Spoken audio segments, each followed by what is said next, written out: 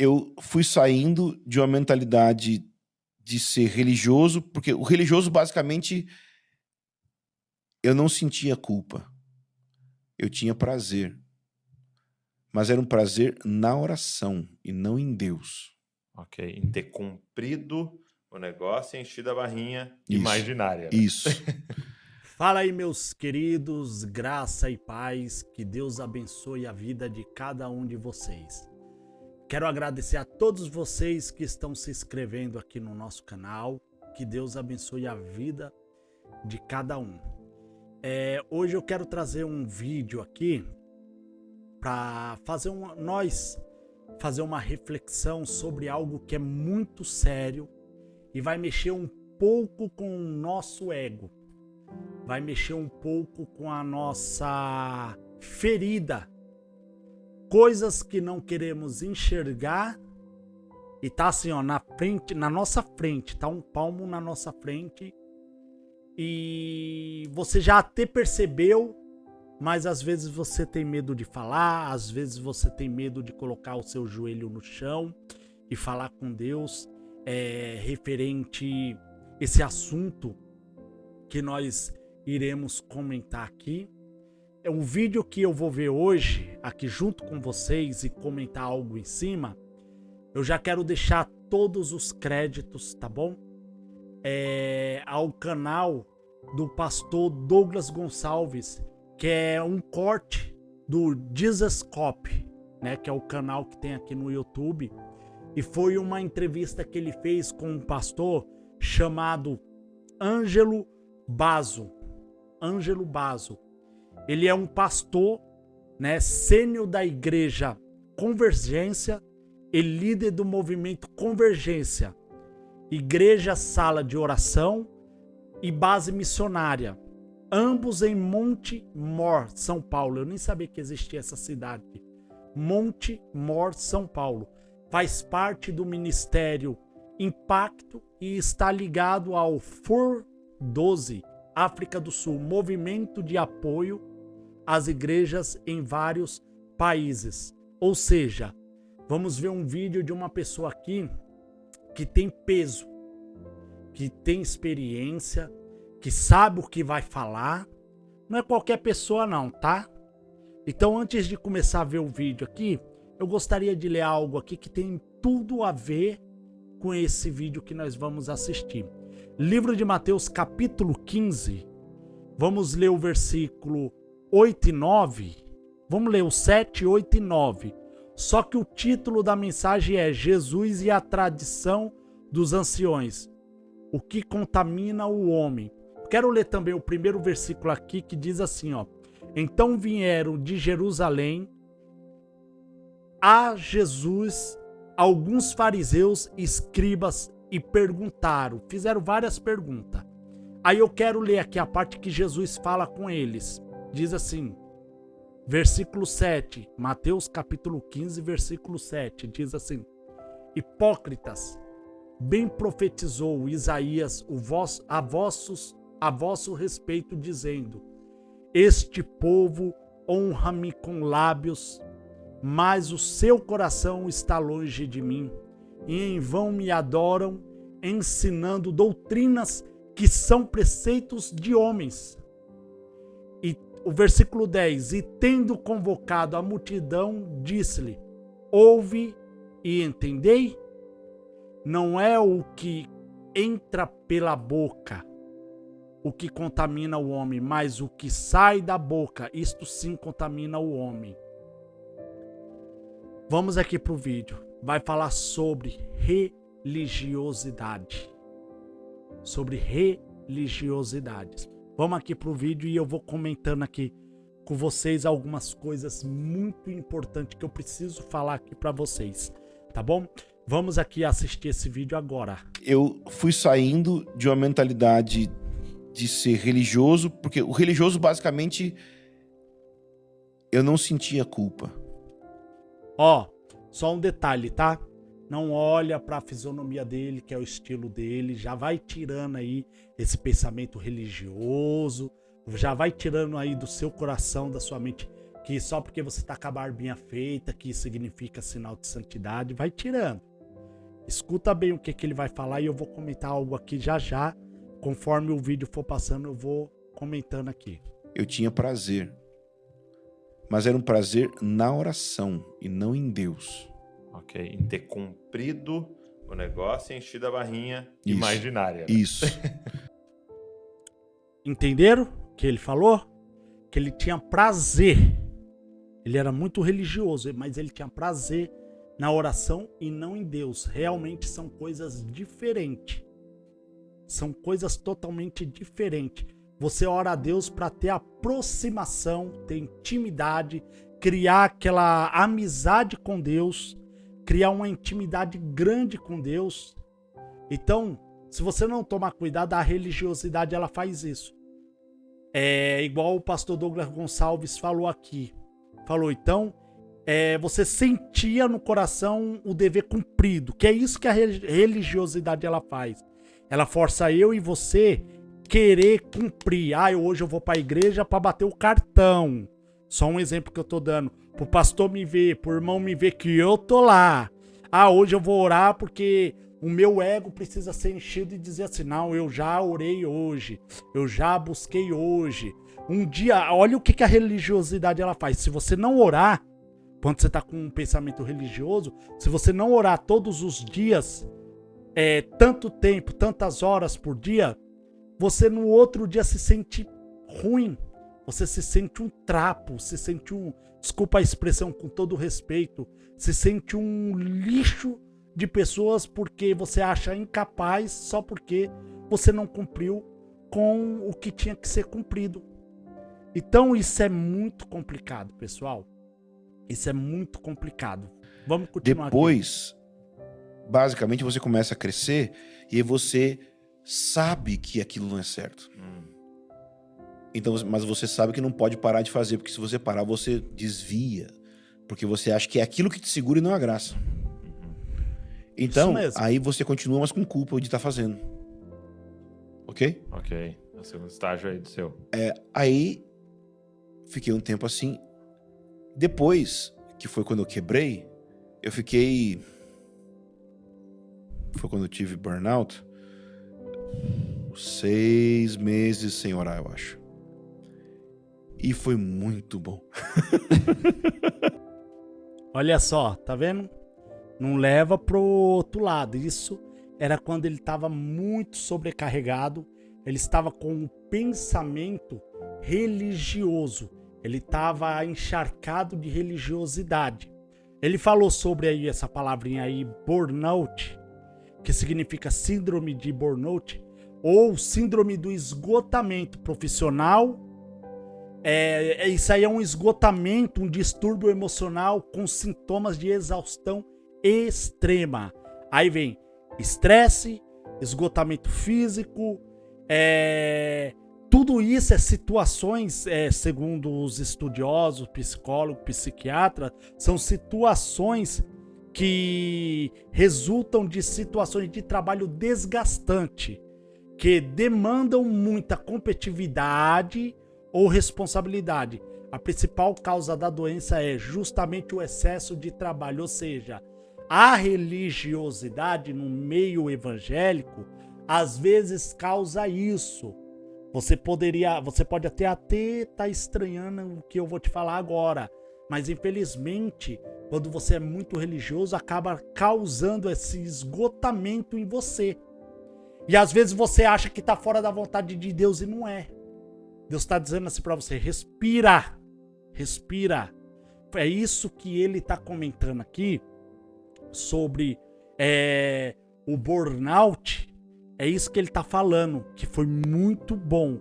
Mas vocês vão entender o que ele vai falar aqui. Ó. Por quê? Explique-se. Por quê? Porque todas as vezes que eu orava, eu entrava em ansiedade. Remetia porque ele... orar implicava em pensar em ministério. Orar implicava em eu pensar na igreja. Orar implicava em eu pensar num sermão que eu tinha que preparar.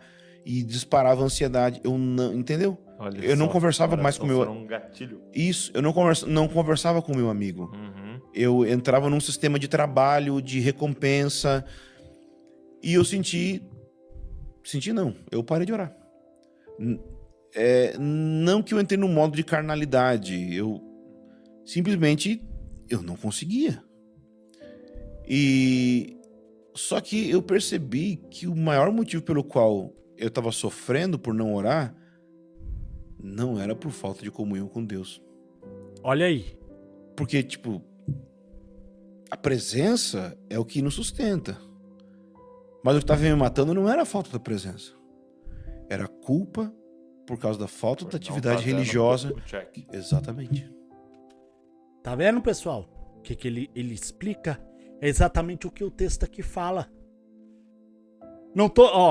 Eu quero que vocês entendam bem. Isso não é uma porta de entrada para os desigrejados. Isso não é uma porta de entrada para você. Eu vou orar só em vez em quando. Não é isso. Não é isso. Isso vocês têm que entender que nós temos que deixar a religiosidade de lado. Ser muito formal. Eu tenho que falar com Deus, eu tenho que falar dessa forma, isso, aquilo, outro. A intimidade que nós devemos criar, devemos ter perante Deus, diante de Deus, junto com Deus, é uma conversa normal. É uma conversa do dia a dia. É uma conversa que eu tenho com vocês aqui, que você encontra a sua mãe, encontra seu pai. É isso. É nada de ficar se como que eu posso... Se carregando um jugo acima daquilo que você possa aguentar. Vamos terminar de ouvir aqui. Foi aí que eu acreditei que a Carol me falava por anos que eu tinha essa mentalidade. Foi na abstinência que você percebeu. Tem muitas fases na minha vida, né? A fase que eu era bem focado, mas eu era religioso. Okay. A fase que eu vivia focado, mas culpado. A fase que eu fiquei solto, mas culpado. E agora? E agora essa fase é a fase que eu aprendi a ser amigo de Deus, ok? Então explica pra gente o que é o focado religioso. Todas são bem parecidas, que basicamente é fazer devocional todos os dias, todas as manhãs, acordar de manhã cedo, fazer leitura anual da Bíblia, orar, ter horário de oração, orar direitinho, ter a vida devocional certa que um pastor tem que ter, que um líder tem que ter. Vocês viram, pessoal, que interessante? Ter uma vida devocional, não é uma vida religiosa. Achar que você tem que estar todos os dias no templo, mas com aquele coração e pensamento assim, não, o pastor tem que me ver aqui.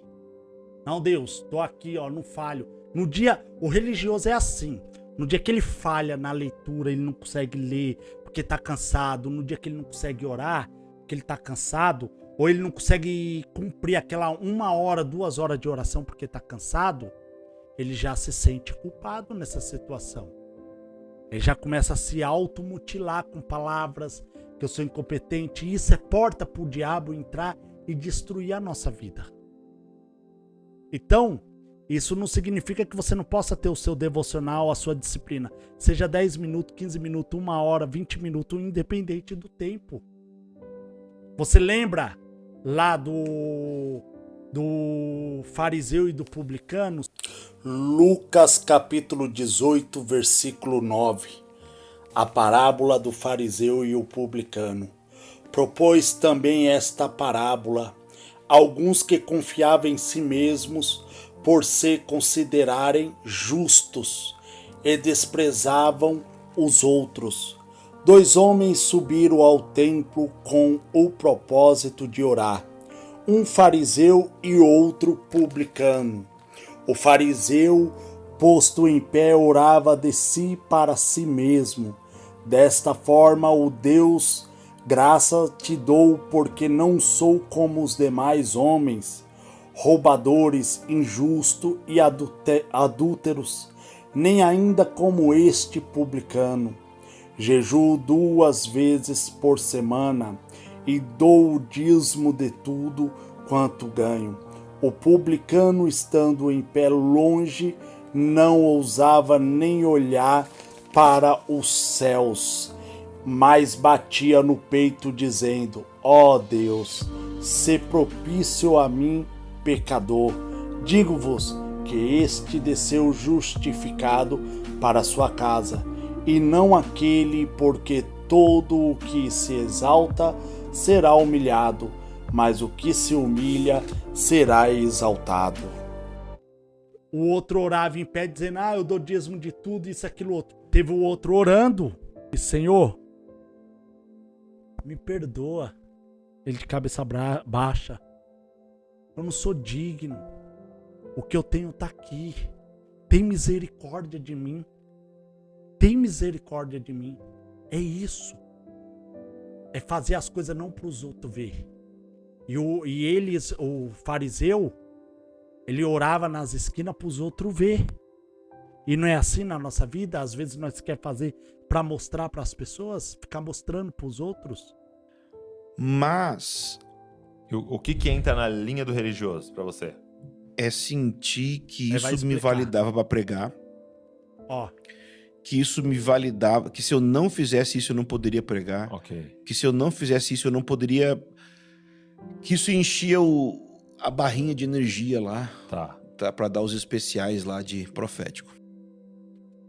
ó, só uma observação aqui, tá? Isso não é porta para dizer eu não vou, eu sou pregador, eu não vou orar. Eu vou trazer uma saudação hoje na igreja, eu não vou orar, não vou ler a Bíblia. Não é isso. Não é isso. Ele está querendo dizer, com o pensamento religioso, você pensa desse jeito. Você tem que ter seu devocional? Tem, mas no dia que você não puder, que tá cansado, que nem eu já dei os exemplos aqui. Eu não vou pregar porque eu não orei essa semana. Calma. Só porque você falhou 2, 3 dias, 4 dias porque estava doente.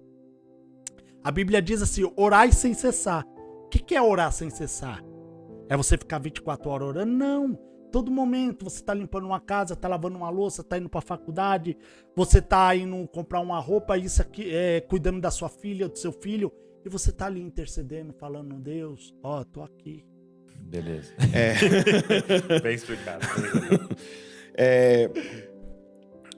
E a Carol sempre dizia que eu estava fazendo isso. E eu dizia que não estava. Ela dizia: você está com mentalidade de culpa e religião. E eu dizia: não, eu sou até meio libertino, meu bem. Eu sou até meio solto demais.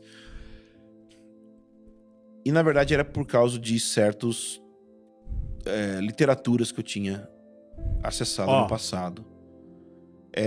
E certas pregações que eu tinha ouvido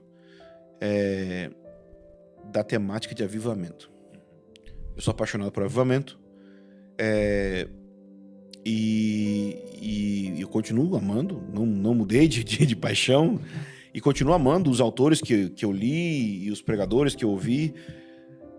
Mas eu descobri, até a gente teve uma conversa sobre isso uns meses atrás, que às vezes a gente acaba imitando ou emulando doenças emocionais de líderes que a gente admira. Isso é muito forte. Verdade. E eu percebi que eu estava imitando religiosidade e comportamentos de culpa, mas não só isso, comportamentos de obras pelagianos, vamos colocar assim. Ok. Ou seja, de uma mentalidade extremamente assim, de obras de eu posso, eu consigo, eu vou fazer pela força do meu braço, eu vou acordar bem cedo e orar pra caramba, e eu vou pagar o preço e eu vou fazer. E veja, eu acho maravilhoso quem consegue. Só que eu quebrei. Você tá vendo o perigo? Não estamos dizendo que você não pode fazer isso. Pode. Mas se você fizer no dia que você não fizer, a sua consciência vai te cobrar, e isso é isso tem um perigo grande. Eu falo isso de experiência própria. E eu quebrei não foi por causa da quantidade de horas de oração, a quantidade de... Foi por causa da culpa na cabeça. Tá vendo? Não foi por quanto eu orei. Foi pela dinâmica interior que eu sentia. E não era nem em relação a Deus, mas era em relação ao ministério, aos outros. E com o tempo eu fui percebendo que era em relação a mim mesmo. Então, depois de muito ter sido quebrado, não por Deus, mas pela vida, e Deus usando a vida, aí eu, num movimento interior, eu falei, tipo, pô, me dá um abraço aqui, tá tudo bem, entendi. Tá vendo aí, pessoal, como que é? O perigo da religiosidade. Eu li um livro do Augusto Cury, vocês já ouviram aqui? Já ouviram não? Vocês já viram esse cara falando muito aí na internet? Ele tem vários livros. E tem um livro dele chamado Visão Multifocal, se eu não estiver errado. O que é essa visão multifocal? Ele explica que nós temos que tentar enxergar as coisas de outro ângulo. Porque nós predisposto, moldado para enxergar só de uma forma. E ele deu um exemplo muito bonito em um dos livros dele sobre Jesus, que ele escreveu Jesus como um homem aqui na Terra. E ele fala que basicamente o que Jesus fez foi mudar a visão daqueles homens quando foram apedrejar aquela mulher adúltera. Quando foram apedrejar, qual foi a pergunta que Jesus fez para eles? Quem nunca pecou, atire a primeira pedra. Ou seja, Jesus tirou ele daquela visão única, unilateral ali, aquela única visão, e jogaram eles numa visão multifocal. Eles conseguiram enxergar de outro ângulo a situação daquela mulher. É basicamente o que esse homem está falando. A religião, ela não deixa você enxergar de outros ângulos, que nós temos que enxergar através da luz da palavra. A luz, os olhos de Cristo. Enxergar como Cristo enxergou, e nós vamos conseguir isso através da palavra. Então isso não significa que você não deve fazer o seu devocional, não significa que você não deve orar, não significa que você não deve ler. Mas nós temos que tirar essa roupa da religiosidade. Tirar essa roupa de querer pré-julgar. Vai ler a Bíblia, já vai com o julgamento pronto. Vai orar, já vai assim, não, eu vou orar 2 horas, porque se eu não orar 2 horas, Deus não vai me ouvir, irmãos. Parabéns para você se você consegue todos os dias. Se você tem esse tempo para você orar. Parabéns para você. Mas tem um negócio. No dia que você quebrar, não conseguir, você vai se sentir culpado. Então enxerga um pouquinho a sua vida. Enxerga um pouquinho o evangelho de outro lado. Isso não é porta para ser libertino. Não é porta para ficar desigrejado. Não é porta para você pegar e largar de orar e largar de fazer seu devocional. Apenas tira um pouquinho a carga de cima de você. A Bíblia diz, o próprio Jesus fala que os seus mandamentos são leves, são suaves. Ele carregou sobre si todas as nossas dores, culpa. O jugo está sobre ele. Então para pensar um pouco dessa forma. Analisa bem o que esse pastor falou. Tá bom? Que Deus venha te abençoar. Desculpa aí, o vídeo ficou um pouquinho longo, mas está servindo de reflexão para mim e para você.